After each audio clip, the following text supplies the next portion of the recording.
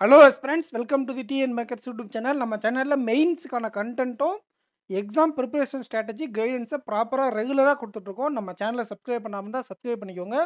இன்னும் SBI கிளர்க்குக்கு 1 week தான் இருக்குது ஃப்ரெண்ட்ஸ். இந்த டைமில் நம்ம எப்படி டைம் மேனேஜ்மெண்ட் பண்ணலாம், எப்படி நம்மளோட ப்ரிப்பரேஷனை வச்சுக்கலான்றதை பார்க்கறதுக்கு முன்னாடி நீங்கள் மெயின்ஸும் சைமல்டேனியஸாக படிக்கிறீங்க அப்படின்னா நம்ம சேனலில் இருக்கக்கூடிய மெயின்ஸ் வீடியோவை போயிட்டு பாருங்கள்.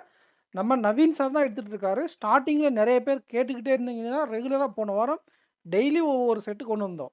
ஆனால் இப்போ என்ன பண்ணிட்டீங்க அப்படின்னா, ஒரு ஃபஸ்ட்டு 2, 3 வீடியோ பார்க்குறீங்க. நீங்களே பாருங்கள், ஃபஸ்ட்டு இருந்ததுக்கும் இப்போ இருக்கிறதுக்குமான வியூஸ் டிஃப்ரென்ஸு. நீங்கள் நிறைய பேர் சப்போர்ட் சப்போர்ட் பண்ணால் தான் நாங்கள் நிறைய கன்டென்ட் கொண்டு வர முடியும். ஓகேங்களா? ஒரு மெயின்ஸ் கன்டென்ட் எடுக்கிறதுக்கு எவ்வளோ நேரம் ஆகும், அண்ட் அதை ப்ரிப்பேர் பண்ணி உங்களுக்கு புரிகிற மாதிரி பெஸ்ட் மெத்தடில் டீச் பண்ணுறதுக்கு நிறைய டைம் கன்சியூமிங் ஆகுது. நாங்கள் கொடுக்கக்கூடிய எஃபர்ட்டுக்கு உங்களுடைய சப்போர்ட்டை கொடுங்க, உங்கள் ஃப்ரெண்ட்ஸுக்கு ஷேர் பண்ணுங்கள். சரி வாங்க, எஸ்பிஐ கிளர்க்கு இந்த பிலிம்ஸ் எக்ஸாமை பற்றி பார்க்கும்போது, ப்ரீவியஸ் இயர் பேப்பரில் எடுத்து உங்களுடைய எக்ஸாம் டைம் ரிப்போர்ட்டிங் டைம் காலையில் 8 மணினா 9 மணிக்கு, 10:30 உங்களுடைய ரிப்போர்ட்டிங் டைம்னா 11:30, இந்த மாதிரி உங்களுடைய ரிப்போர்ட்டிங் டைம்லேருந்து 1 ஹவர் கழித்து ப்ரீவியஸ் இயர் கொஸ்டின்ஸ் நிறைய மார்க் வெப்சைட்டில் அவைலபிளாக இருக்கும். அதை நீங்கள் அட்டன் பண்ணி உங்களுடைய கான்ஃபிடன்ஸ் லெவலை அந்த டைமில் வச்சுக்கோங்க. அண்ட் எக்ஸாம் அப்ரோச்சை சப்ஜெக்ட் வைஸாக வேணுமா அப்படிங்கிறத நீங்கள் கமெண்ட் செக்ஷனில் கமெண்ட் பண்ணுங்கள், நான் கொண்டு வரேன். இல்லை தேவையில்ல சார் அப்படின்னா ஓகே, நம்ம இந்த ஸ்ட்ராட்டஜி மட்டும் அப்ளை பண்ணிக்கோங்க. உங்களுக்கு சப்ஜெக்ட் வைஸாக ப்ரீவியஸ் இயரில் எப்படி கேட்டிருந்தாங்க, அதை எப்படி அனலைசிஸ் பண்ணணும்னு வேணும்னா கமெண்ட் செக்ஷனில் கமெண்ட் பண்ணுங்கள். ஓகேங்களா? ஸோ இதுதான் ஃபஸ்ட் ஸ்டெப்பு. நீங்கள் என்ன பண்ணணும், உங்களுடைய ரிப்போர்ட்டிங் டைம்லேருந்து 1 ஹவர் கழித்து ப்ரீவியஸ் இயர் பேப்பரை ப்ராக்டிஸ் பண்ணணும்.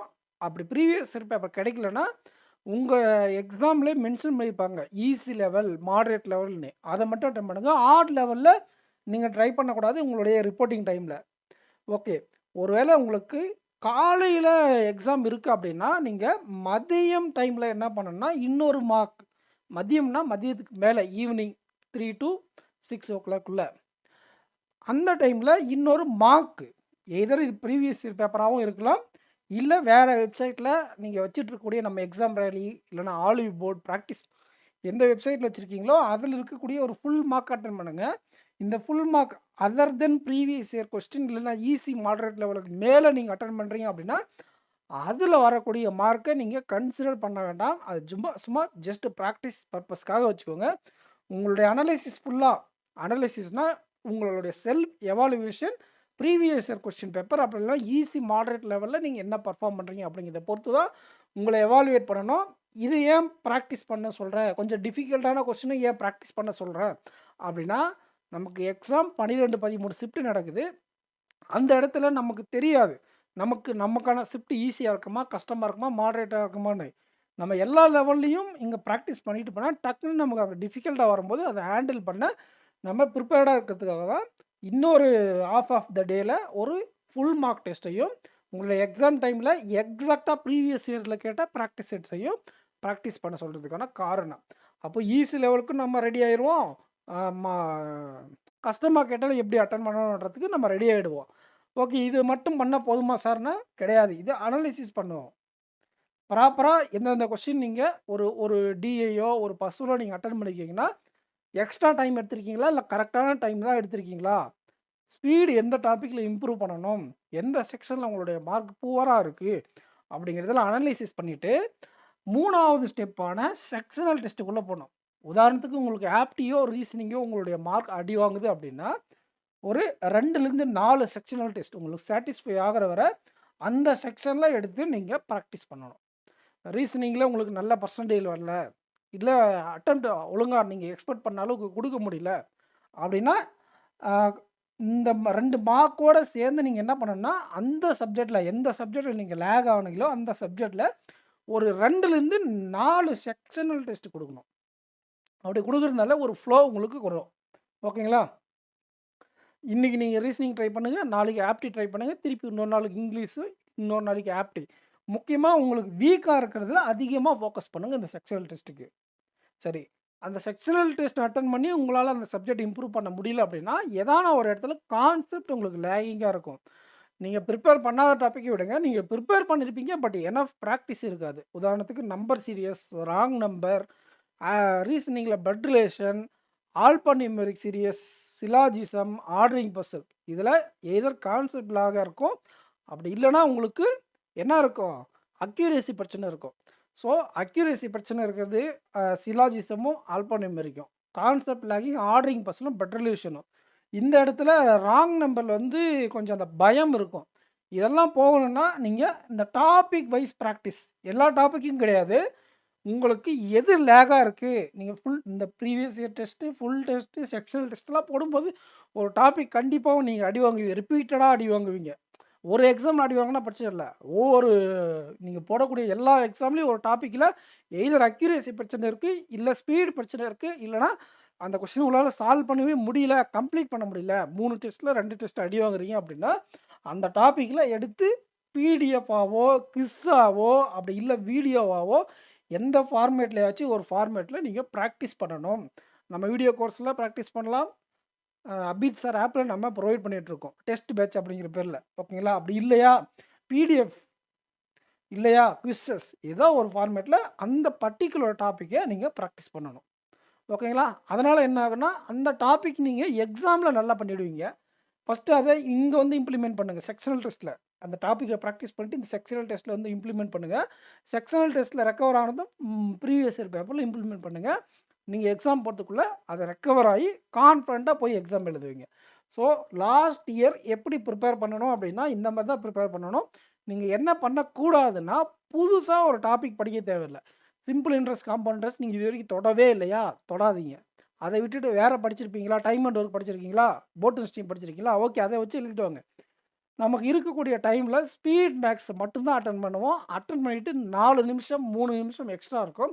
அதுக்கு நமக்கு தேவை ஒரு 4லேருந்து 5 கொஸ்டின் அப்ளிகேஷன் டாபிக் தெரிஞ்சிருந்தால் அதுலேயும் செலக்டிவாக 2 to 3 கொஸ்டின் தான் நம்ம அட்டன் பண்ணுவோம் ரெகுலராக, ஒரு ஆவரேஜான ஆஸ்பிரண்ட்ஸ். ஓகேங்களா? அப்போது நம்ம எந்த டாபிக் தெரியல அப்படிங்கிறதுனால நமக்கு எக்ஸாம் கிளியர் பண்ணல முடியாது அப்படிங்கிற அர்த்தம் கிடையாது. நமக்கு தெரிஞ்சிருக்கக்கூடிய டாப்பிக்கை நம்ம கரெக்டாக எக்ஸாமில் எழுதி ப்ராக்டிஸ் பண்ணிக்கோங்க. ஆனால் ஸ்பீட் மேக்ஸான அப்ராக்சிமேஷன் வராதுங்க, simplification, quadratic equation, number series, DA இதில் முடிஞ்ச வர நல்லா மாஸ்டர் பண்ணிடுங்க. ரீசனிங்கில் எந்த டாப்பிக்கும் விட்டு வைக்காதீங்க. மீனிங்ஃபுல் வேர்டு, பிளட் ரிலேஷன் மட்டும் கொஞ்சம் கேர்ஃபுல்லாக லாஸ்ட்டில் அட்டன் பண்ணுங்கள். பிளட் ரிலேஷன் நல்லா வருன்றவங்க மிடில் அட்டன் பண்ணுங்கள், வராதுன்றவங்க லாஸ்ட்டில் அட்டன் பண்ணுங்கள். ஓகேங்களா? சில பேருக்கு அந்த சட்டைன் number of puzzle, floor with flat இதெல்லாம் கொஞ்சம் இடைஞ்சல் பண்ணும். அதை நீங்கள் தனியாக கொஞ்சம் இந்த மாதிரி டாபிக் வைஸ் ப்ராக்டிஸ் பண்ண சொன்னோம் இல்லையா, அந்த மாதிரி சட்டைன் நம்பர் ஆஃப் பசிலையும் ஃப்ளோர் வித் ஃப்ளாட் பசிலையும் கொஞ்சம் தனியாக ப்ராக்டிஸ் பண்ணி வச்சுக்கோங்க. இதனால் நீங்கள் இந்த எக்ஸாமுக்கு அப்பியர் ஆகும்போது ஒரு கான்ஃபிடென்ட் லெவலோட எல்லாமே நமக்கு தெரியும் அப்படிங்கிற மைண்ட் செட்டோட நீங்கள் போய் அட்டன் பண்ணலாம். எல்லாமே தெரியும் மீன்ஸ் இந்த எக்ஸாம் கிளியர் பண்ணுற அளவுக்கு உங்களுக்கு தெரிஞ்சால் போதும். 100% சிலபஸ் கம்ப்ளீட் பண்ணுன்ற அவசியம் இல்லை. ஒவ்வொரு செக்ஷனுக்கும் நமக்கு இருக்கிறது 20 நிமிஷம் தான். அந்த 20 நிமிஷத்துக்கு தேவையான அட்டெம்ப்டை உங்களால் கொடுக்க முடியுதா அப்படிங்கிறத மட்டும் இந்த ப்ரீவியஸ் இயர் பேப்பரில் அனலைசிஸ் பண்ணுங்கள். அதில் எது உங்களால் அந்த 20 நிமிஷத்தில் யூட்டிலைஸ் பண்ண முடியாமல் இருக்குது அப்படிங்கிறத அனலைசிஸ் பண்ணிவிட்டு செக்ஷனல் டெஸ்ட்லையும் டாபிக் டெஸ்ட்லையும் அதை இம்ப்ரூவ் பண்ணுங்கள். 5 நாள் போதும். இதை இந்த மாஸ்டர் பண்ண 5 நாள் போதும். சில பேருக்கு இன்னும் 6 நாள், 5 நாள், 7 நாள், 2 வீக்ஸு, 1 வீக்லேருந்து 2 வீக்ஸ் இன்னும் நிறைய பேருக்கு 1 வீக்கில் எக்ஸாம் இருக்குது. சில பேருக்கு 2 வீக்ஸ் டைம் இருக்குது. ஸோ நீங்கள் ப்ராப்பராக இதை பண்ணுங்கள். ஓகே, நான் ரிப்பீட்டர் ஆஸ்பிரண்ட்டாக இருந்தால் இது பாயிண்ட் நம்பர் 3 and 4 உங்களுக்கு தேவைப்படாது. பாயிண்ட் நம்பர் 1 and 2 மட்டும் போடுங்க. நீங்கள் ஒரு ரிப்பீட்டர் ஆஸ்பிரண்ட்டாக இருந்தால் பாயிண்ட் நம்பர் 1 and 2 மட்டும் போடுங்க. மீதி இருக்கக்கூடிய டைமில் நீங்கள் சிஏஓயோ இல்லை ஐபிபிஎஸ் பிஓ மெயின்ஸ் ப்ரிப்பரேஷனையோ வச்சுக்கோங்க. ஸோ நான் ஒன்ஸ் அகெயின் தெளிவாக சொல்கிறேன், பார்த்துக்கோங்க. ஆஸ்பிரண்ட்ஸ் நம்ம வீடியோவை சப்ஸ்கிரைப் பண்ணாமல் தான், இந்த சேனலில் சப்ஸ்கிரைப் பண்ணாமல் தான் சப்ஸ்கிரைப் பண்ணிட்டு வீடியோக்கு லைக் பண்ணிக்கோங்க. அப்வைஸ் க்ளவுடில் பேக்கேஜ் வேணால் AK10 அப்படிங்கிற கூப்பன் கூட யூஸ் பண்ணிக்கோங்க. வாங்க வேகமாக பார்க்கலாம். ப்ரீவியஸ் இயர் பேப்பரில் எடுத்து ப்ராக்டிஸ் பண்ணணும். உங்களுடைய எக்ஸாம் டைம்லேருந்து ப்ளஸ் 1 hour கழிச்சு.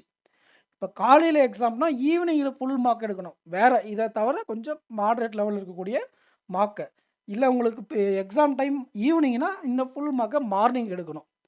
அதே மாதிரி இதில் எந்த செக்ஷன் நீங்கள் வீக்காக இருக்கீங்கன்னு ஃபீல் பண்ணுறீங்களோ அதில் டெய்லி 2 to 4 செக்ஷனில் டெஸ்ட் எடுக்கணும். அந்த வீக் சப்ஜெக்டை ஐடென்டிஃபை பண்ணேன். அந்த வீக் செக்ஷனை ஐடென்டிஃபை பண்ணதுக்கப்புறம் அந்த டாப்பிக்கில் நீங்கள் டாபிக் ப்ராக்டிஸ் பண்ணணும். இதுதான் நீங்கள் பண்ணக்கூடியது. இதுவே நீங்கள் ஒரு ரிப்பீட்டர் ஆஸ்பிரண்ட்டாக இருந்தால் ஃபஸ்ட்டு 2 பாயிண்ட் மட்டும் பண்ணிவிட்டு இதெல்லாம் நீங்கள் ஆல்ரெடி பண்ணியிருந்திருப்பீங்க ப்ரீவியஸ் இதுக்கு முன்னாடி எழுதின எக்ஸாம்ஸ் எல்லாம்.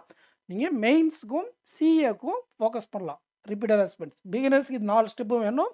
ரிப்பீட்டர்ஸ் ஃபஸ்ட்டு 2 ஸ்டெப் பண்ணிவிட்டு கரண்ட் அஃபேர்ஸையும் அண்டு நம்ம மெயின்ஸ் வீடியோஸ் இல்லை எந்த இடத்துலயாச்சும் போய் மெயின்ஸ்க்கு ப்ரிப்பேர் பண்ணுங்கள். ஸோ இதை தான் நீங்கள் லாஸ்ட் வீக்கில் எஸ்பிஐ கிளர்க்குக்காக பண்ணக்கூடிய விஷயங்கள். புதுசாக பிகினர் ஆஸ்பிரண்ட்டாக இருந்தால் புதுசாக எதுவும் கற்றுக்க வேண்டாம். உங்களுடைய கான்ஃபிடன்ட் லெவலை ஹையாக வச்சுக்கோங்க. ஓகேங்களா? அதே மாதிரி இன்னொரு முக்கியமான பாயிண்ட் ரிப்பீட்டட் ரிவிஷனில் சொன்னால் மட்டுது இந்த டிஃபிகல்ட் லெவல் மார்க் எடுக்கும்போது அதில் மார்க் கம்மியாக வந்தால் அதை பற்றி நீங்கள் கவலைப்பட தேவையில்ல. ப்ரீவியஸ் இயர் பேப்பரை மட்டும்தான் நீங்கள் செல்ஃப் எவாலுவேட் பண்ண நீங்கள் கன்சிடர் பண்ணணும். ஸோ இந்த வீடியோ உங்களுக்கு யூஸ்ஃபுல்லாக இருந்துச்சா அப்படிங்கிறத கமெண்ட் செக்ஷனில் கமெண்ட் பண்ணுங்கள். மறக்காமல் நம்ம சேனலை சப்ஸ்கிரைப் பண்ணிக்கோங்க. நம்மளுடைய கோர்ஸ் டெஸ்ட் பேட்ச் அப்படிங்கிற பேரில் அபித் சார் ஆப்லேயும் வெப்சைட்லேயும் இருக்குது. நானும் நவீன் சார் அபித் சார் 3 பேர் எடுக்கிறோம். பர்ச்சேஸ் பண்ணிக்கோங்க. ஆஃபரில் போயிட்டுருக்கு. ₹560 ரேஞ்சில் போயிட்டுருக்கு. அது 800 ப்ரைஸு இன்க்ரீஸ் ஆகிடும். ஓகேங்களா? ஸோ நெக்ஸ்ட் வீடியோவில் மீட் பண்ணலாம் ஃப்ரெண்ட்ஸ். சப்ஜெக்ட் வைஸ் ஸ்ட்ராட்டஜி வேணுமா அப்படிங்கிறது கமெண்ட் செக்ஷனில் கமெண்ட் பண்ணுங்கள். தேங்க்யூ.